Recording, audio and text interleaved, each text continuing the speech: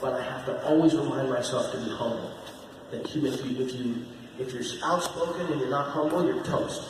So I try and say this with as much humility as I can muster, which isn't that much right now, but I'm trying. For Donald Trump to walk into Dallas and make a statement where he says that sometimes you have to let people fight it out and then break it up, and to have a stadium full of Texans cheer for him is an abomination against God. And I am embarrassed for them and for my country. Yes! Yes! There's a lot of things Donald Trump does right. And I can talk a lot about things he does right. And I'm happy to.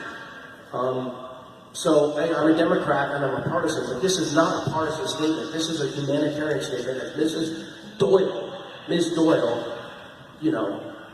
anointed me in St. Paul the Apostle Catholic when I was in 8th grade.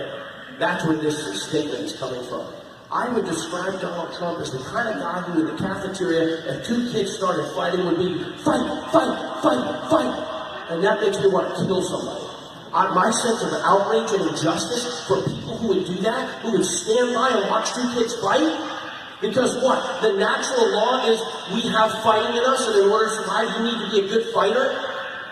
You know what? We'll figure it out. We'll figure out how to fight. Bring me a war, we'll fight. But in a school where people are supposed to have an education and there's supposed to be some kind of enlightened oversight over our behavior to allow that to happen, and then to pick the shittiest guy in the room and make him president of the United States and tell him because he's an asshole who allows 160,000 people to flee with 70,000 kids out of stupidity in northern Syria and Turkey, and then say, well, sometimes you just gotta let him fight it out like it's his idea ahead of time. America, God is furious at you, and I'm furious.